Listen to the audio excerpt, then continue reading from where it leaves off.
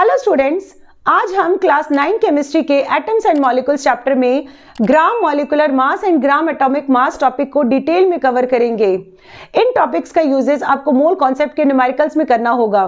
तो चलिए स्टार्ट करते हैं हम आज का video which is based on atoms and molecules. सबसे पहले हम ग्राम एटॉमिक मास को करना सीखेंगे। ग्राम एटॉमिक मास का मतलब होता है कि अगर किसी भी एटम का मास ग्राम में गिवन हो, that is gram atomic mass. इसके लिए आपको एलिमेंट्स के एटॉमिक नंबर याद होने चाहिए। जैसे फॉर एग्जांपल अगर हम हाइड्रोजन का एटॉमिक मास लें, atomic mass of hydrogen is 1 unit. जब एटॉमिक मास हम लिखते हैं तो इसे हम 1 यूनिट लिखते हैं, लेकिन जब इसे हम ग्राम एटॉमिक मास में डिफाइन करेंगे तो ये होगा ग्राम एटॉमिक मास में इसे हम 1 ग्राम से डिनोट करेंगे। इसी तरह से अगर हम ऑक्सीजन का एटॉमिक मास लें, atomic mass of oxygen is 16 unit, लेकिन जब इसे हम ग्राम एटॉमिक मास में लिखेंगे तो ये होगा 16 ग्राम। अगर हम कार्बन का एटॉमिक मास लें तो कार्बन का एटॉमिक मास क्या होता है? कार्बन का एटॉमिक मास होता है 12 यूनिट, लेकिन ग्राम एटॉमिक मास में इसे हम क्या लिखेंगे? 12 ग्राम।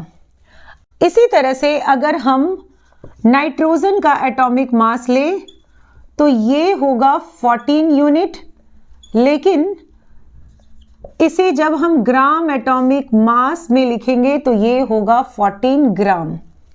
मैं यहाँ कुछ एलिमेंट्स के एटॉमिक नंबर एंड उनके ग्राम एटॉमिक मासेस को लिख देती हूँ, जिसका यूजेस आपको मोल कॉन्सेप्ट के न्यूमेरिकल्स में करना होगा। जैसे अगर हम फास्फोरस का एटॉमिक नंबर लें तो ये होगा 31 यूनिट, लेकिन इसे हम ग्राम एटॉमिक मास में लेंगे तो ये आएगा 31 ग्राम। अगर हम सोडियम का एटॉमिक नंबर लें तो ये होगा 23 यूनिट, लेकिन ग्राम एटॉमिक मास में ये होगा 23 ग्राम।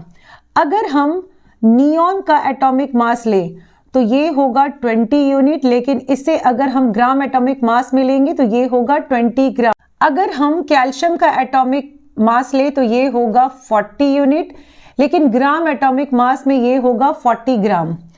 अगर हम आयरन का एटॉमिक मास लें तो ये होगा 56 यूनिट, लेकिन इसे हम ग्राम एटॉमिक मास में लेंगे तो ये होगा 56 ग्राम।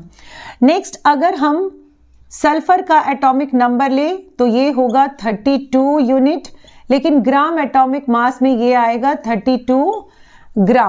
नेक्स्ट अगर हम मैग्नीशियम का एटॉमिक मास ले तो ये आएगा 24 यूनिट, लेकिन इसे ग्राम एटॉमिक मास में लेंगे तो ये आएगा 24 ग्राम। अगर हम क्लोरीन का एटॉमिक मास ले तो ये आएगा 35.5 यूनिट, लेकिन इसे ग्राम एटॉमिक मास में हम क्या लेते हैं? 35.5 ग्राम। नेक्स्ट हम करेंगे ग्राम मॉलिक्यूलर मास। अगर किसी मॉलिक्यूल्स का मास ग्राम में हो तो इसे हम क्या कहते हैं? Gram molecular mass.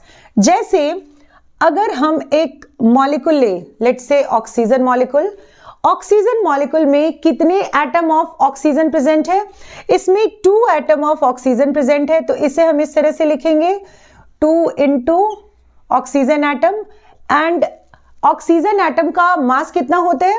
ऑक्सीजन का मास होता है 16 यूनिट, यानी अगर हमें इस मॉलिक्यूल का मास निकालना हो तो हम इसे क्या लिखेंगे? 2 इंटू 16 यूनिट, यानी ये आएगा 32 यूनिट। अब इसे हम ग्राम मॉलिक्यूलर मास में अगर लिखेंगे तो ग्राम मॉलिक्यूलर मास में इसे हम क्या लिख सकते हैं? इसे हम 32 ग्राम लिख सकते हैं। नेक्स्ट हम कुछ अनदर मॉलिक्यूल्स के ग्राम मॉलिक्यूलर मास को फाइंड करेंगे। जैसे अगर हमें हाइड्रोजन का ग्राम मॉलिक्यूलर मास फाइंड करना हो तो सबसे पहले इसमें हम इसका मॉलिक्यूलर मास फाइंड करेंगे एंड देन उसे हम ग्राम में कन्वर्ट करेंगे। जैसे अगर हाइड्रोजन का हमें फाइंड करना हो मॉलिक्यूलर मास तो इसे हम क्या लिखेंगे? 2 इंटू, इसमें hydrogen atom 2 hydrogen atom present है, यानी इसका मॉलिक्यूलर मास क्या होगा? 2 इंटू हाइड्रोजन का एटॉमिक मास क्या होता है? 1, तो यहां पर हम 1 पुट करेंगे एंड ये होगा 2 यूनिट। एंड इसे अगर हमें ग्राम मॉलिक्यूलर मास में कन्वर्ट करना हो तो इसे हम क्या लिख सकते हैं? 2 ग्राम।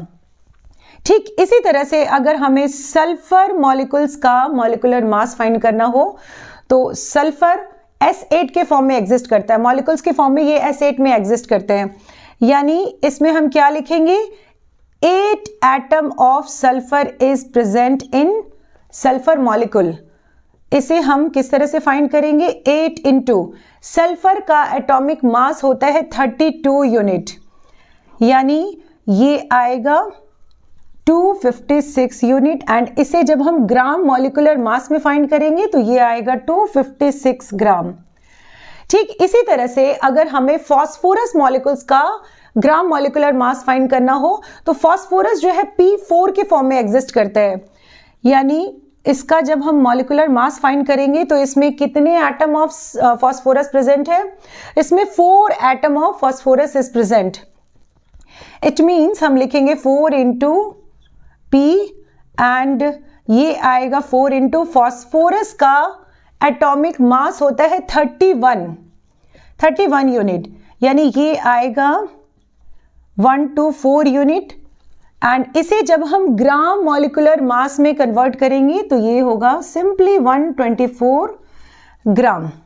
अगर हमें मीथेन मॉलिक्यूल्स का ग्राम मॉलिक्यूलर मास फाइंड करना हो, मैंने आपको बताया था कि मॉलिक्यूल्स जो है 2 टाइप में एग्जिस्ट करते हैं। फर्स्ट मॉलिक्यूल्स ऑफ एलिमेंट, ये तीनों मॉलिक्यूल्स ऑफ एलिमेंट है। And second is molecules of compound. तो CH4 क्या है? Molecules of compound. तो अगर इसका मॉलिक्यूलर मास फाइंड करना हो तो इसे हम किस तरह से लिखेंगे? इसमें 1 atom of carbon is present and 4 atom of hydrogen is present. तो इसे हम इस तरह से लिखेंगे एंड देन इसे हम क्या लिखेंगे? 1 इंटू कार्बन का एटॉमिक मास क्या होता है? कार्बन का एटॉमिक मास होगा 12 एंड प्लस 4 इंटू हाइड्रोजन का एटॉमिक मास क्या होगा? 1, यानी यहां पर हम लिखेंगे 4 इंटू 1। इट मीन्स 12 प्लस 4, यानी ये आएगा 16 यूनिट। एंड इसे जब हम ग्राम मॉलिक्यूलर मास में कन्वर्ट करेंगे तो इसे हम सिंपली लिखेंगे 16 ग्राम। ठीक इसी तरह से अगर हम वाटर का ग्राम मॉलिक्यूलर मास फाइंड करना हो तो इसे किस तरह से लिखेंगे? इसमें 2 atom of hydrogen is present, यानी यहां लिखेंगे 2 इंटू हाइड्रोजन प्लस इसमें 1 atom of oxygen is present, यानी यहां लिखेंगे 1 एटम ऑफ ऑक्सीजन। तो ये आएगा 2 इंटू हाइड्रोजन का एटॉमिक मास होता है 1, तो यहां पर हम 1 पुट करेंगे प्लस 1 इंटू ऑक्सीजन का एटॉमिक मास क्या होता है? 16, तो यहां पर हम लिखेंगे 16, यानी ये आएगा 2 प्लस 16, इट मीन्स ये होगा 18 यूनिट। एंड इसे जब हम ग्राम मॉलिक्यूलर मास में कन्वर्ट करेंगे तो ये आएगा 18 ग्राम। तो इस तरह से हम ग्राम मॉलिक्यूलर मास को फाइंड करते हैं। नेक्स्ट हम कुछ मॉलिक्यूल्स के मॉलिक्यूलर मास को फाइंड करना सीखेंगे। इसमें फर्स्ट है Cl2 क्लोरीन मॉलिक्यूल। इसके लिए हमें इस तरह से करना होगा, इसमें 2 atom of chlorine is present, यानी यहां पर हम इस तरह से लिखेंगे 2 एटम ऑफ क्लोरीन एंड यहां लिखेंगे 2 इंटू क्लोरीन का एटॉमिक मास होता है 35.5, यानी यहां पर हम लिखेंगे 35.5 यूनिट। एंड इसे जब हम मल्टीप्लाई करेंगे तो ये आएगा 71 unit. Next is carbon dioxide. Carbon dioxide में 1 atom of carbon is present and इसमें 2 एटम ऑफ ऑक्सीजन प्रेजेंट है, यानी यहां पर हम लिखेंगे 2 इंटू O। 1 इंटू कार्बन का एटॉमिक मास क्या होता है? कार्बन का एटॉमिक मास होगा 12 प्लस 2 इंटू ऑक्सीजन का एटॉमिक मास क्या होता है? ऑक्सीजन का एटॉमिक मास होता है 16, यानी इसे जब हम सॉल्व करेंगे तो ये आएगा 12 प्लस दिस इज 32 एंड इसे हम सॉल्व करेंगे तो ये आएगा 44 unit. Next is C2H2। C2H2 को हम इथाइन के नाम से जानते हैं। C2H2 इसमें 2 atom of carbon is present and 2 atom of hydrogen is present. अब नेक्स्ट इसमें हम क्या करेंगे? कार्बन एंड हाइड्रोजन का एटॉमिक मास पुट करेंगे, तो यहां लिखेंगे 2 इंटू कार्बन का एटॉमिक मास क्या होगा? कार्बन का एटॉमिक मास होगा 12 प्लस 2 इंटू हाइड्रोजन का एटॉमिक मास होगा 1, यानी ये आएगा 24 प्लस 2, इट मीन्स ये होगा 26 unit. Next is NH3। NH3 is ammonia. इसमें 1 एटम ऑफ नाइट्रोजन प्रेजेंट है and 3 atom of hydrogen is present. 3 atom of hydrogen is present and next इसमें हम क्या करेंगे, एटॉमिक मासेस पुट करना है नाइट्रोजन एंड हाइड्रोजन का. नाइट्रोजन का एटॉमिक मास होगा 14 प्लस 3 इंटू हाइड्रोजन का एटॉमिक मास क्या होता है 1, तो यहां लिखेंगे 1, यानी ये आएगा 14 plus 3, it means 17 unit. Next is CH3OH. CH3OH को हम मिथेनॉल के नाम से जानते हैं.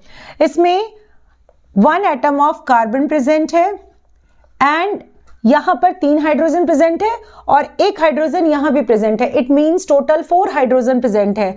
तो यहां पर हम लिखेंगे 4 atom of hydrogen is present plus 1 atom of oxygen is present. तो यहां लिखेंगे 1 atom of oxygen. Now next हम क्या करेंगे, इन सब के एटॉमिक मासेस का वैल्यू पुट करेंगे. तो ये आएगा 1 इंटू कार्बन का एटॉमिक मास है 12 प्लस 4 इंटू हाइड्रोजन का एटॉमिक मास होगा 1 प्लस 1 इंटू ऑक्सीजन का एटॉमिक मास होगा 16 and this is 12 plus 4 plus 16. तो ये आएगा 32 यूनिट. तो इस तरह से हम इन मॉलिक्यूल्स के मॉलिक्यूलर मासेस को फाइंड करेंगे. नेक्स्ट क्वेश्चन में हमें इन कंपाउंड्स के फॉर्मूला यूनिट मासेस को फाइंड करना है. इट मींस हमें मॉलिक्यूलर मासेस को फाइंड करना है. तो सबसे पहले हम इसमें लेंगे ZnO यानी जिंक ऑक्साइड. जिंक ऑक्साइड में 1 atom of zinc is present and इसमें 1 एटम ऑफ ऑक्सीजन प्रेजेंट है. तो इसे हम इस तरह से लिखेंगे 1 atom of oxygen is present and 1 into zinc का एटॉमिक मास होता है, atomic mass of zinc is 65 unit and oxygen का ये होगा 16 यूनिट. तो यहाँ पे हमें इनके एटॉमिक मासेस पुट करने हैं. तो ये होगा 65 प्लस 1 इंटू 16. तो ये आएगा 65 प्लस 16 यानी ये होगा 81 यूनिट. नेक्स्ट हमें सोडियम ऑक्साइड Na2O इसका फॉर्मूला यूनिट मास फाइंड करना है. इसमें 2 atom of sodium is present,